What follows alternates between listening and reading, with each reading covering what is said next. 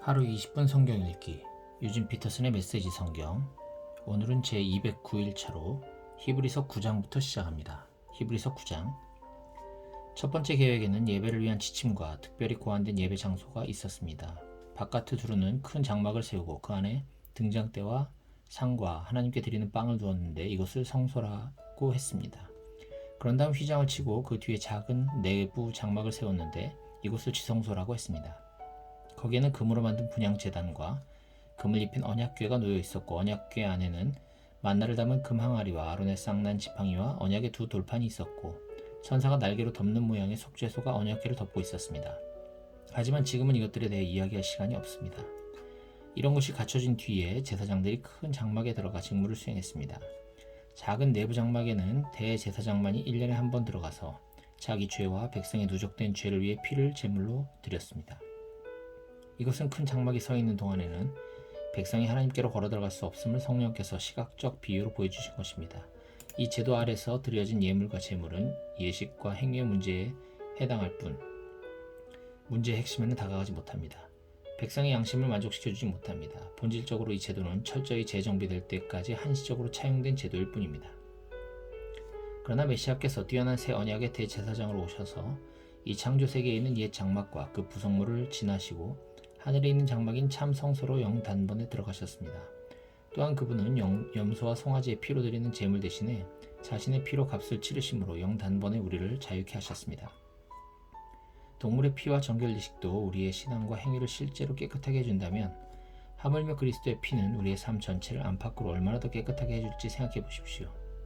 그리스도께서 성령을 힘입어 자기 몸을 흠없는 제물로 드리심으로 스스로 훌륭해지려는 부질없는 수고에서 우리를 자유케 하셨습니다.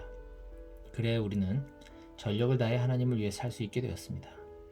유언은 사람이 죽어야 그 효력이 발생합니다. 새 언약도 예수께서 죽으심으로 효력이 발생했습니다.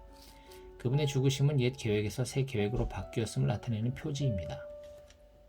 이 죽음으로 인해 옛 의무 조항과 그에 따르는 죄가 폐지되었고 상속인들은 자신들에게 약속된 영원한 유산을 받으라는 부름을 받았으며 그분께서 이 새로운 방식으로 하나님과 그분의 백성을 화해시키셨습니다.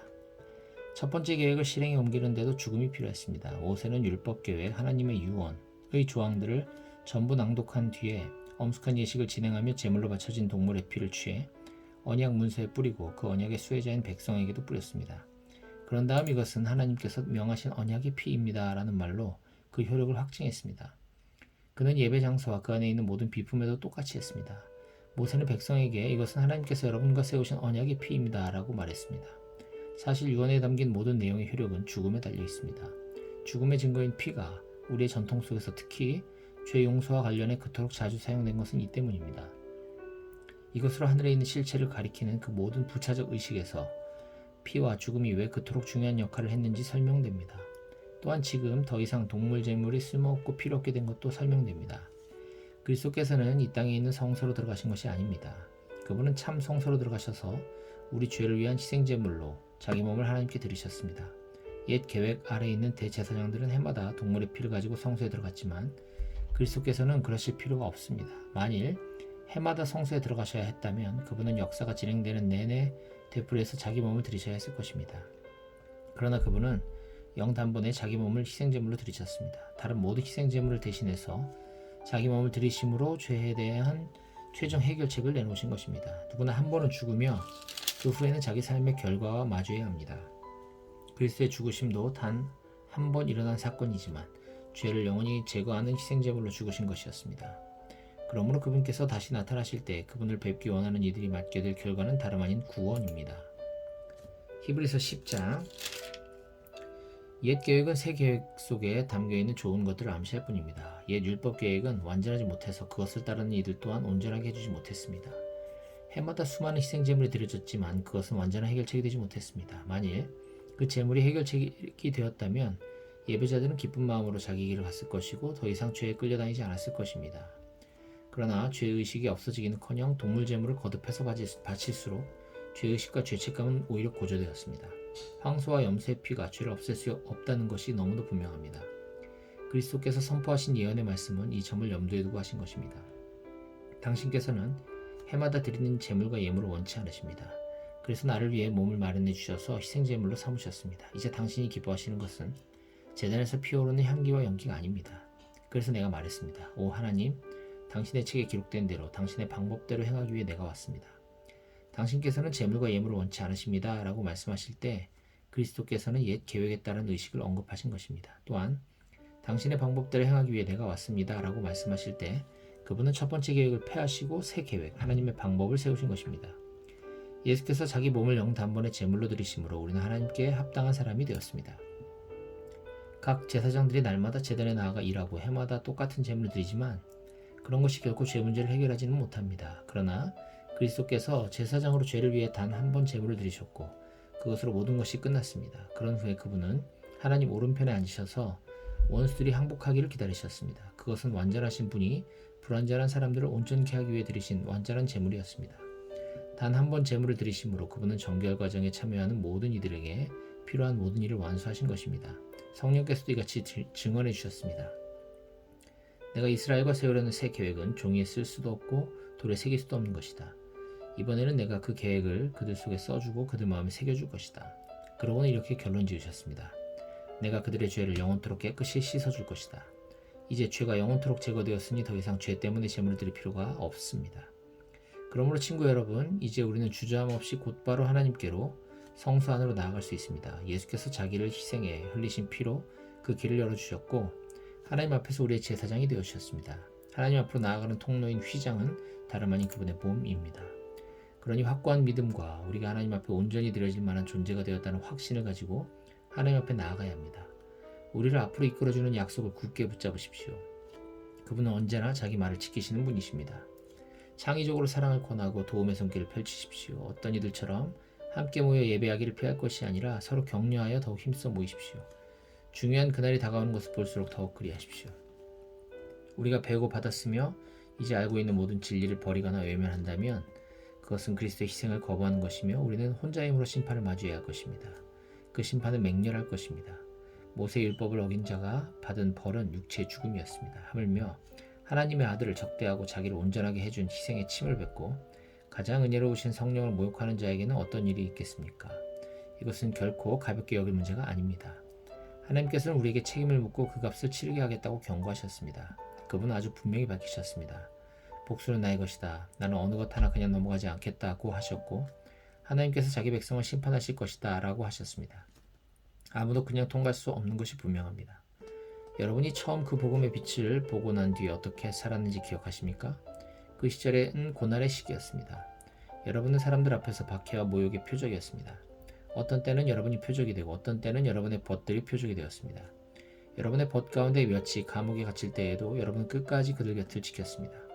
박해하는 자들이 난입해 여러분의 소유를 빼앗을 때도 여러분은 편한 얼굴로 그들이 하는 대로 내버려 두었습니다. 그들이 여러분의 진짜 보물을 어찌할 수 없다는 것을 알고 있었기 때문입니다. 그들의 어떤 행위도 여러분을 괴롭게 하거나 좌절시키지 못했습니다. 그러니 이제 와서 포기하지 마십시오. 그때 여러분은 확신에 차 있었습니다. 그 확신은 지금도 유효합니다. 하지만 약속을 이루려면 하나님의 계획을 붙잡고 끝까지 견뎌야 합니다.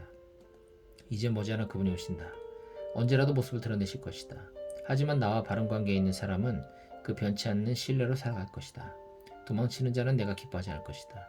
우리는 중도에 포기하여 실패할 사람들이 아닙니다. 결코 아닙니다. 우리는 언제나 신뢰함으로 계속 살아남을 사람들입니다. 히브리서 11장. 삶의 근본 사실은 이것입니다. 하나님을 신뢰하는 이 믿음이야말로 삶을 가치 있게 하는 든든한 기초입니다. 믿음은 볼 수 없는 것을 볼 수 있게 하는 단서입니다. 우리 조상을 다른 사람들과 구별해 준 것이 바로 이 믿음의 행위였습니다. 믿음으로 우리는 세상에 하나님의 말씀으로 존재하게 되었고 보이는 것이 보이지 않는 것에 의해 창조되었음을 압니다. 믿음의 행위로 아벨은 가인보다 나은 제물을 하나님께 드렸습니다. 중요한 것은 그가 드린 제물이 아니라 그의 믿음이었습니다. 하나님이 주목하시고 의롭다 인정해 주신 것은 다름 아닌 믿음이었습니다.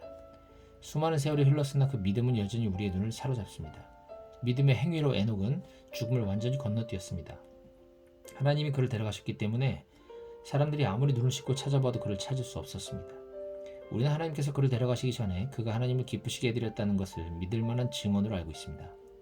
믿음을 떠나서는 하나님을 기쁘시게 해드릴 수 없습니다. 왜 그렇습니까? 하나님께 나아가려는 사람은 하나님이 계시다는 것과 하나님께서 자기를 찾는 이들에게 기꺼이 응답하신다는 것을 믿어야 하기 때문입니다. 믿음으로 노아는 메마른 땅 한복판에 배를 지었습니다. 그는 하나님께서 보이지 않는 일에 대해 경고하셨을 때 지시받은 대로 행동했습니다. 그 결과가 어떠했습니까? 그의 집안이 구원을 받았습니다. 그의 믿음의 행위가 믿지 않는 악한 세계와 믿는 올바른 세계를 예리하게 구분지었습니다. 그 결과로 노아는 하나님과 친밀한 사이가 되었습니다. 믿음의 행위로 아브라함은 장차 그의 본향이 될 미지의 땅으로 떠나라는 하나님의 부르심에 예하고 응답했습니다. 떠나면서도 그는 자기가 어디로 가는지 몰랐습니다. 믿음의 행위로 그는 자신에게 약속된 땅에서 살되 나그네처럼 장막을 치고 살았습니다. 이삭과 야곱도 같은 약속 아래서 살았습니다. 아브라함은 눈에 보이지 않지만 실제하는 영원한 기초 위에 세워진 도성, 곧 하나님이 설계하시고 세우신 도성에 눈을 고정했던 것입니다. 믿음으로 살아는 나이들어 임신하지 못하는 몸이었음에도 아이를 가질 수 있었습니다. 약속하신 분께서 말씀대로 행하실 것을 믿었기 때문입니다. 그리하여 약해져서 죽은 것이나 다름없던 한 사람의 몸에서 셀 수 없을 만큼 많은 사람들이 난 것입니다. 이 믿음의 사람들은 약속된 것을 아직 손에 넣지 못했지만 믿음으로 살다 죽었습니다. 어떻게 그럴 수 있었습니까? 그들은 약속된 것을 멀리서 바라보며 반겼고 자신들이 이 세상에 잠시 머물다가는 나그네임을 인정했습니다. 그들은 그렇게 살아감으로써 자신들이 참된 본향을 찾고 있음을 분명히 밝힌 것입니다. 만일 그들이 전에 살던 나라를 그리워했다면 언제라도 돌아갈 수 있었을 것입니다. 그러나 그들은 그보다 더 나은 나라, 곧 하늘나라를 갈망했습니다. 이제 여러분은 하나님께서 왜 그들을 자랑스러워하시며 왜 그들을 위해 한 도성을 마련해 두셨는지를 이해할 수 있을 것입니다.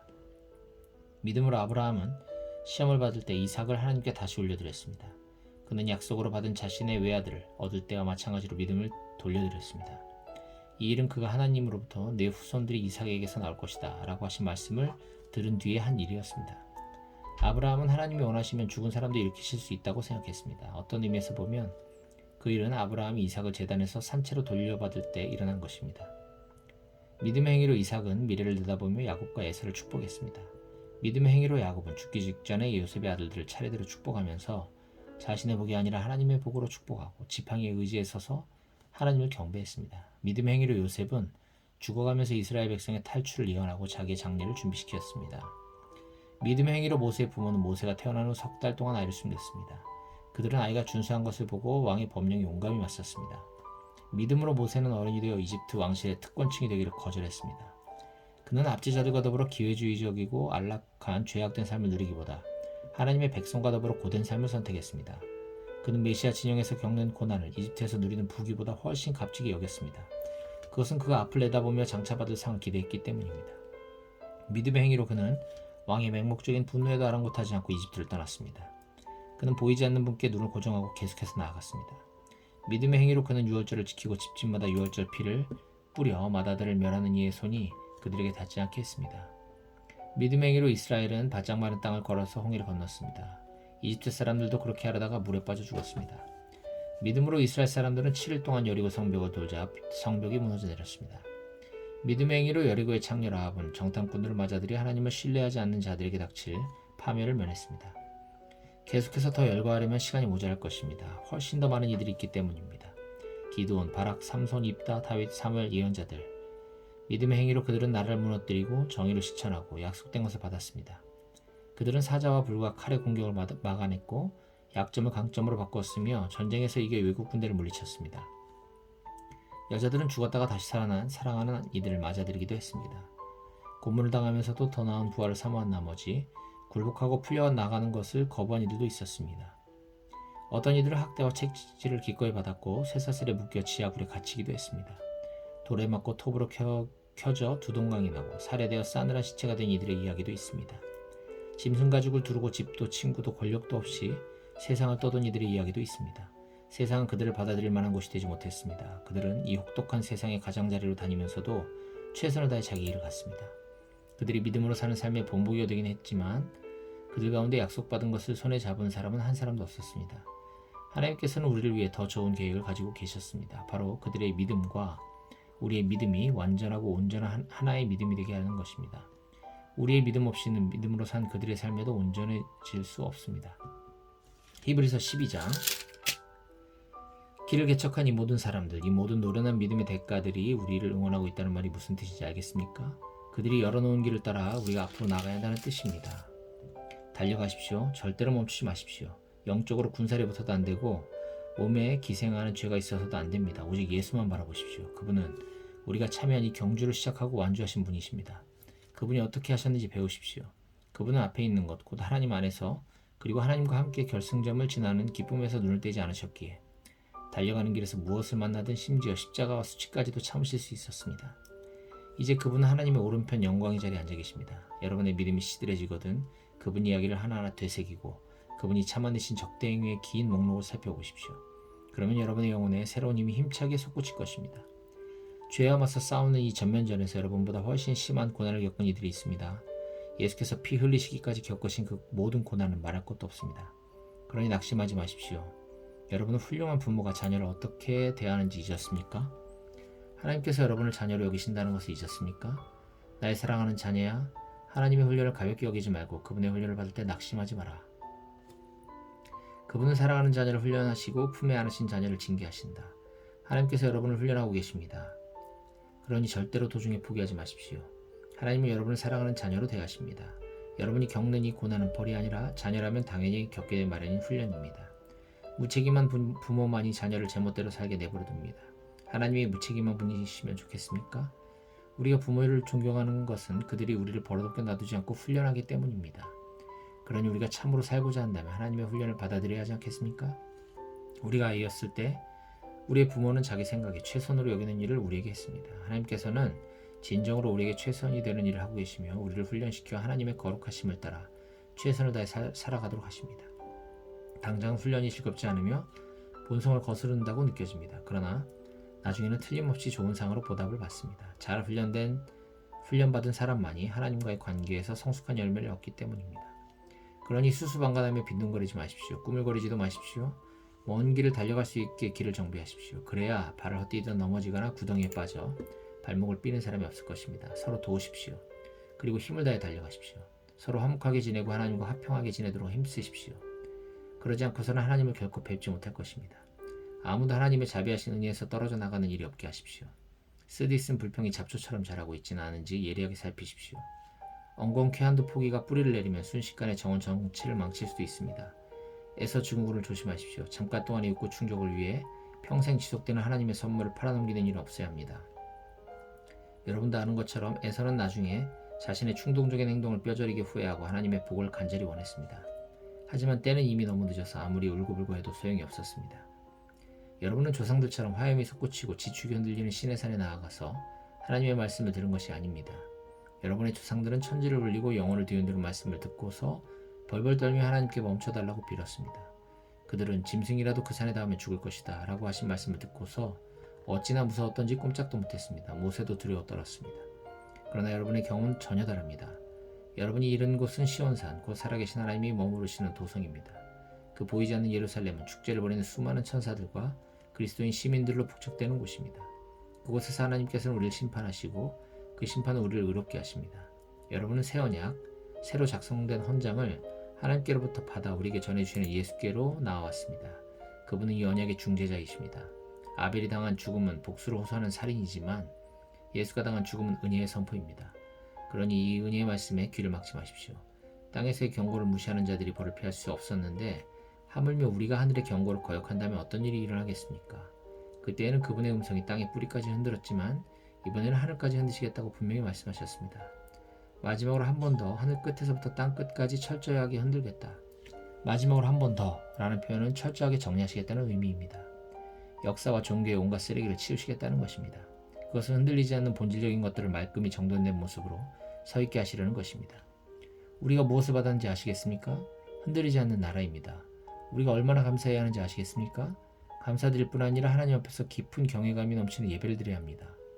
하나님께서는 냉담한 방관장 아니십니다. 그분은 적극적으로 정리하시고 태워버려야 할 것은 전부 불사르십니다. 모든 것이 깨끗해질 때까지 그분은 결코 멈추지 않을 것입니다. 하나님 그분은 불이십니다.